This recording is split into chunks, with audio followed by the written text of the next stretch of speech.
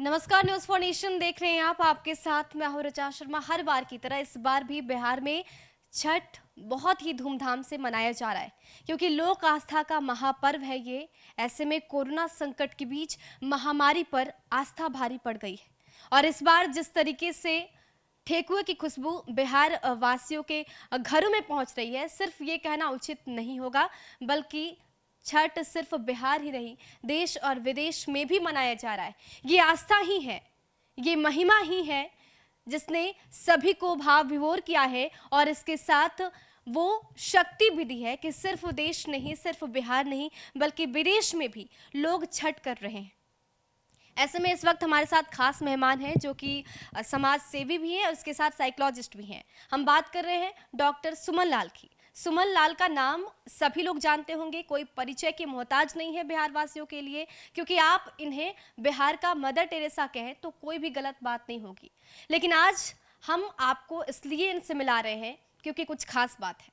खास बात इसलिए है क्योंकि छठ है, और छठ के समय पहली बार ऐसा हुआ है जब इन्होंने खुद से गाना गाया है। हालांकि उन्होंने, ये प्रोड्यूसर भी हैं, लेकिन इसके साथ अपनी गायकी से इन्होंने एक संदेश देने की कोशिश की है। आप जानते हैं कि वो कॉन्सेप्ट क्या है, किस तरीके से छठ के समय एक संदेश देने की कोशिश की है, और क्योंकि कोरोना संकट है, ऐसे में क्या खास है उस कहानी में। सबसे पहले मैम, आपको बहुत बहुत स्वागत है। यूँ तो आपका परिचय की मोहताज नहीं है, लेकिन जिस तरीके से छठ मनाया जा रहा है और आपने गाने को प्रेजेंट किया है, गाने की कहानी क्या है, कॉन्सेप्ट कैसे आया दिमाग में? एक्चुअली मैं इसकी पूरी हकदार नहीं हूँ। मेरे बेटे हैं जो बॉलीवुड में हैं और उनका नाम श्लोक लाल है। तो वो बहुत सारे गाने उन्होंने फ़िल्मों में दिए हैं और अभी उनका बहुत सारा गाना आया है, जिसमें से मैं लूडो फ़िल्म का नाम लेना चाहूँगी। उसमें उनके 3 गाने हैं। एक रिहा के नाम से एक एल्बम आया है जो अरिजीत सिंह ने गाया है और श्लोक लाल ने लिखा है। फिर उन्होंने एक बाबुल सुप्रियो के लिए एक शायरा के नाम से, अभी सब यूट्यूब पे सब देखा जा सकता है। तो कोरोना काल में मैंने उनको भी पकड़ के रखा था कि तुम जाओ मत, क्योंकि वहाँ खाना वाना बनाने की दिक्कत होगी, तो तुम यहीं पे रुको।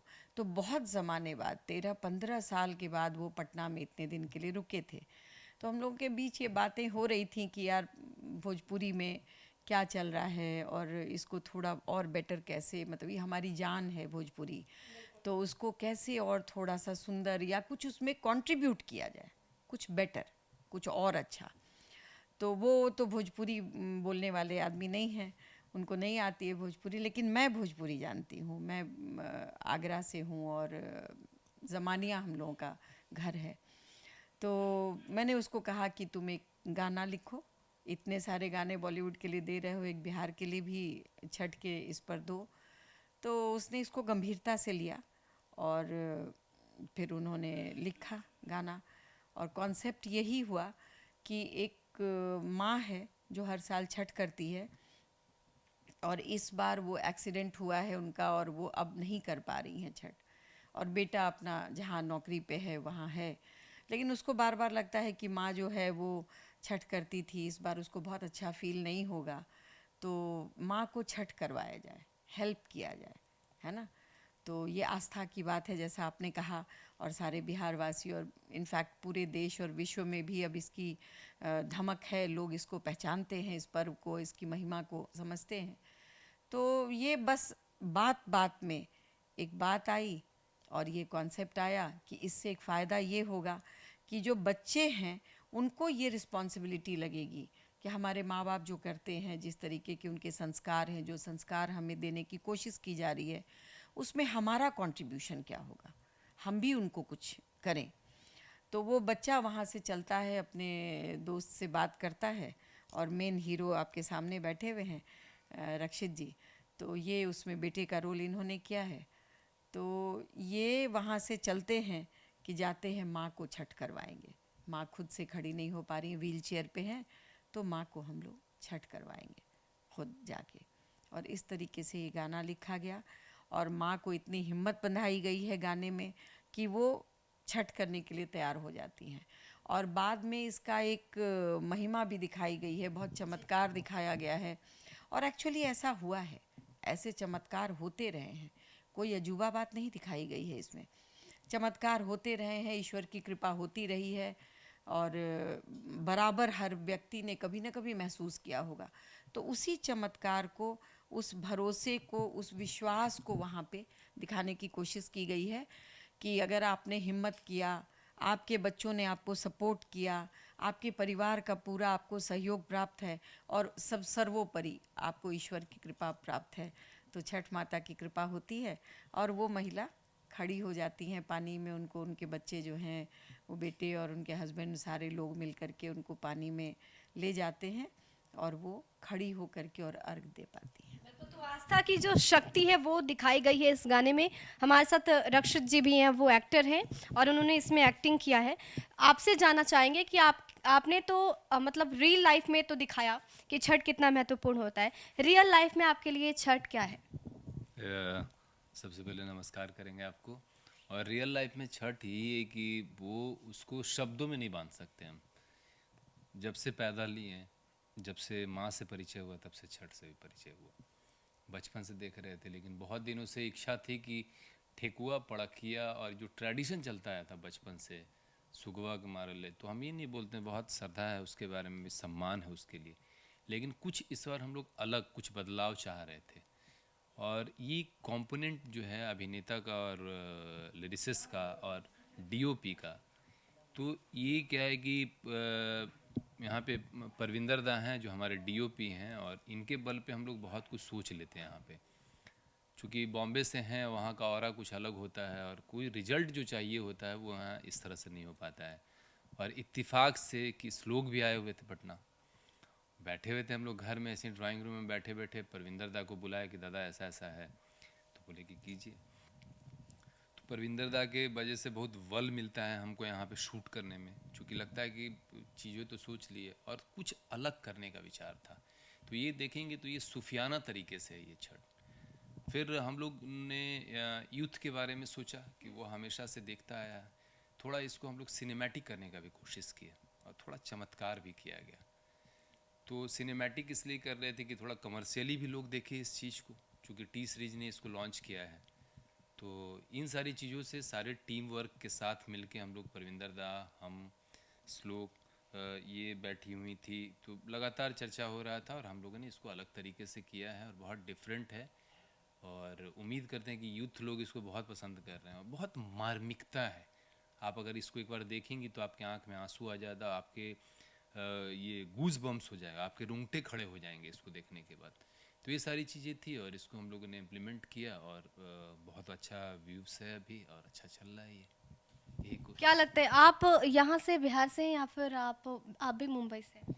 मेरा जन्म प्लेस है बिहार, मेरा कर्म प्लेस है, तो ये दोनों इक्वल है मेरे लिए। जितना हिस्सा हृदयता, एक तरफ हृदय में बिहार है तो एक तरफ मुंबई है मेरे लिए सिमिलर है दोनों जगह। और चूंकि मुंबई आज के डेट में कर्म भूमि बहुत पूजनीय होता है, तो मुंबई में हैं काफ़ी वर्षों से। मेरा एक धारावाहिक भी आता है सोनी टीवी पे, अदालत, रोनित रॉय के साथ।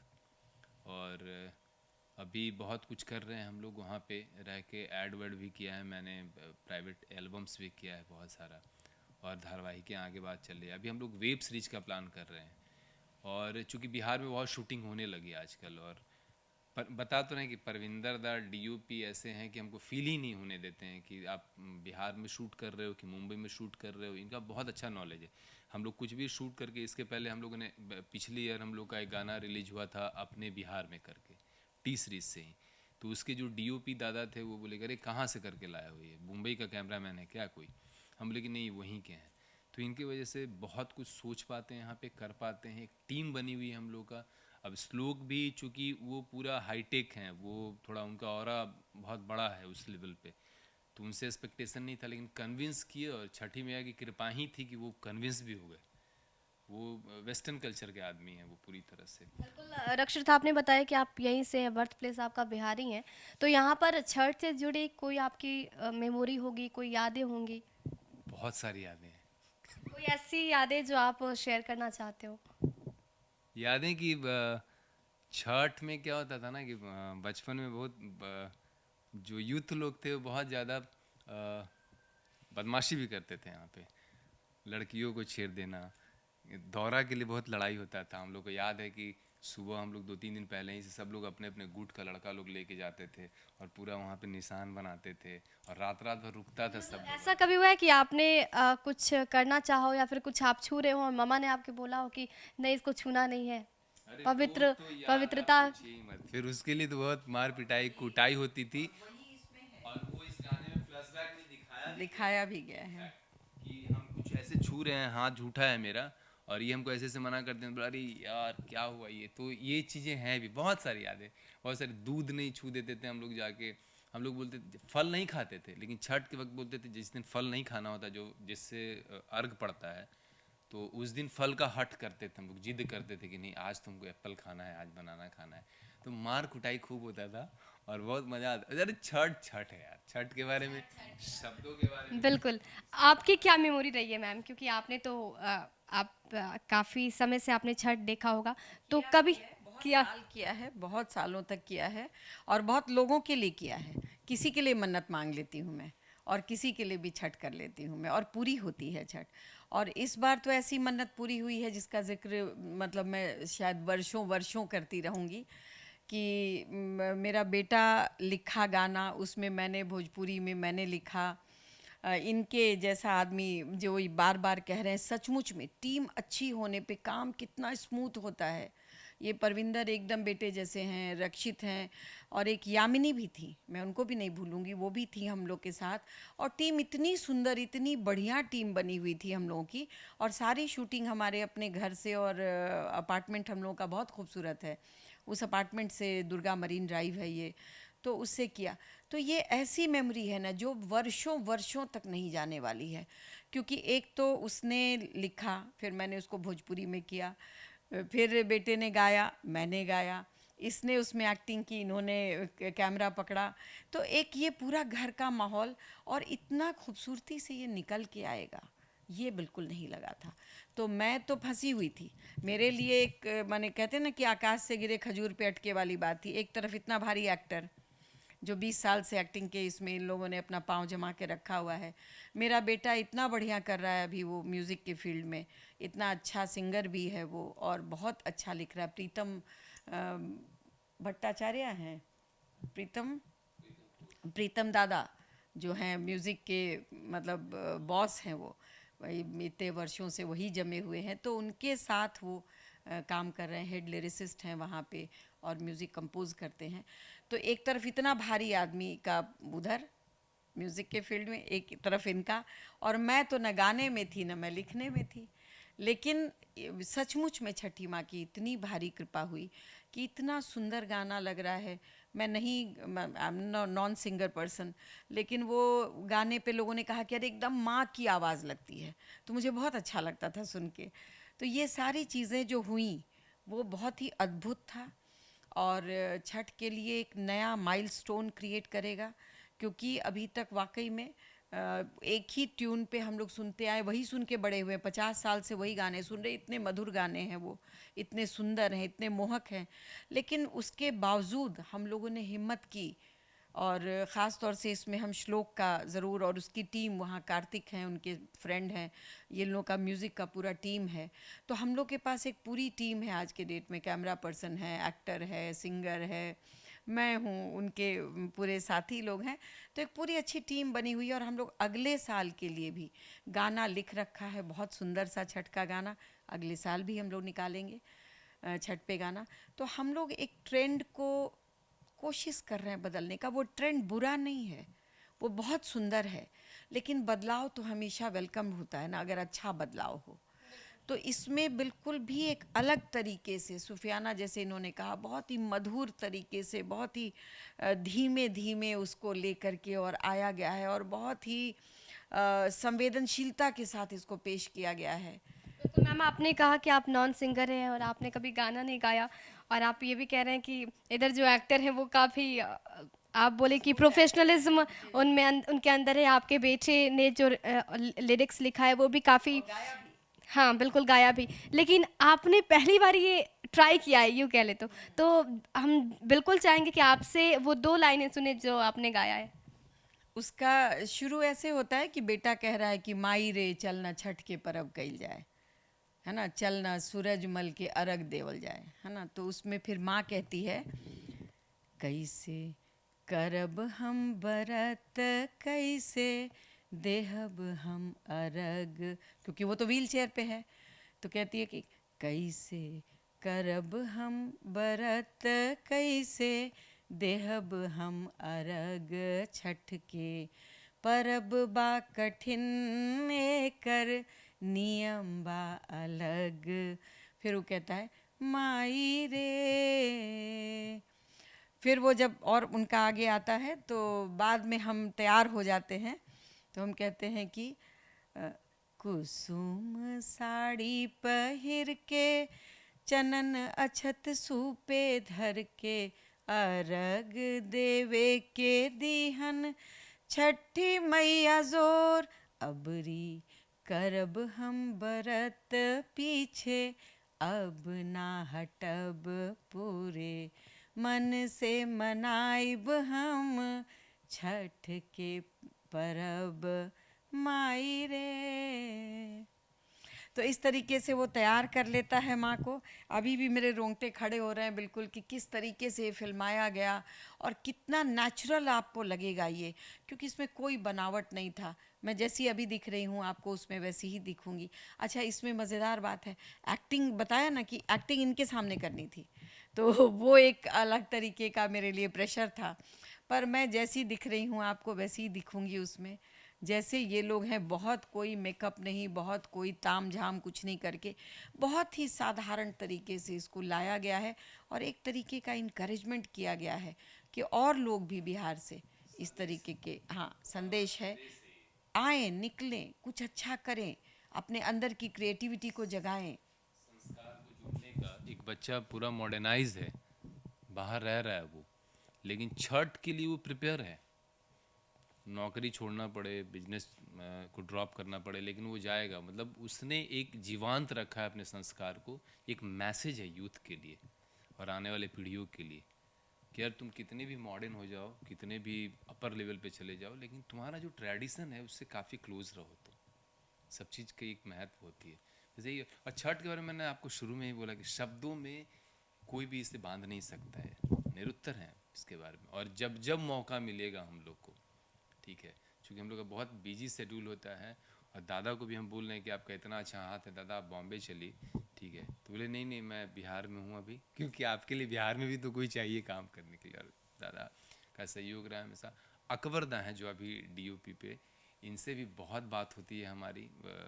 दादा के रूम पे आते हैं, ये बहुत अच्छे इंसान हैं। और अकबरदा को बहुत बाद में मैसेज मिला इन सारी चीज़ों का, क्योंकि बिहार में भी इलेक्शन भी था, दीपावली था, तो सब लोग व्यस्त थे। लेकिन खैर जो भी हो, और इसके जो ऑनर हैं मैं उनका भी तहे दिल से शुक्रिया करूँगा कि एक तो काफ़ी पहचान के निकले, वो काफ़ी घर के आदमी हैं, वो हम लोग को पता नहीं था ये, और बहुत गुणी आदमी हैं। उनको देख के और उनसे बातें करके आशुतोष राणा का याद आ गया मुझे। ये तो इस लेवल के हैं जो कि मेरे आइडियल हैं। छठ बिहारियों के लिए एक ऐसा पर्व है जिसकी गरिमा को हम बता नहीं सकते। सभी बिहारी, उनके साथ जो यादें जुड़ी हुई हैं छठ पर्व को लेकर, वो बयान नहीं कर सकते क्योंकि शब्द कम पड़ जाते हैं। और गरिमा ही है कि अब सिर्फ बिहार में नहीं बल्कि देश और विदेश में भी छठ धूमधाम से मनाया जा रहा है। और अब बिहार ने शुरुआत कर दी। शुरुआत ये कि अब सिर्फ हम पुराने ट्रेडिशन को ही फॉलो नहीं करेंगे, बल्कि जो परंपरागत तरीके से आई है उनको तो फॉलो करेंगे, लेकिन कुछ नया भी करेंगे, क्योंकि कहते हैं कि बदलाव ज़रूरी है। जैसे छठ ज़रूरी है वैसे बदलाव भी ज़रूरी है। अब देखना होगा कि जो नया ट्रेडिशन है लोग उसे कैसे फॉलो करते हैं, और क्या छठ की जो गरिमा है वो आगे यूं ही बरकरार रहती है, किस तरीके से जो नए जनरेशन के लोग हैं उसे प्रेजेंट करते हैं।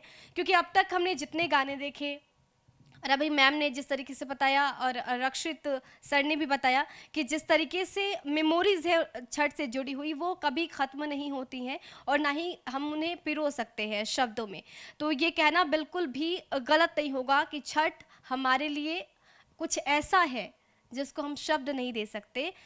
इसकी पावनता को, इसकी गरिमा को हम बयान नहीं कर सकते। तो ऐसे में प्रेजेंट भावना है। तो ये भावना कहानी के माध्यम से प्रेजेंट करने की कोशिश की गई है। अब देखना होगा कि कैसे लोग वो प्यार दे रहे हैं और क्या वो प्यार होगा जिसको देखते हुए सेकंड पार्ट भी निकाला जाएगा। कि जिस संदर्भ में बनाया गया था, जो कंटेंट था, जो भी पहली दफ़ा जो भी ये गाने को सुन रहा था, एग्जैक्टली वही चीज़ उसके मुंह से निकल रही थी कि यार मेरे रोंगटे खड़े हो जा रही हैं गाना देख के। और मैं विनम्र निवेदन करूंगा कि आप भी इस इंटरव्यू के बाद बैठें और उस गाना को देखें, एग्जैक्ट वही फील कर पाएंगे। तो हम लोग जीत गए थे उसी वक्त। यूथ लोग जो अभी एकदम अपडेट बंदा है, वेस्टर्न कल्चर का बंदा है, वो देख रहा है तो बोला कि यार एक तो बहुत अल्टीमेट चीज़ है और बहुत गट्स की ज़रूरत होती है। जो एक ट्रेडिशन को आप ब्रेक करके एक नया चीज़ को इस्टेब्लिश करते हो, तो इसमें श्लोक का तो जितना भी मैं धन्यवाद दूंगा ना वो कम है। एक तो बंदा रेडी हो गया करने के लिए,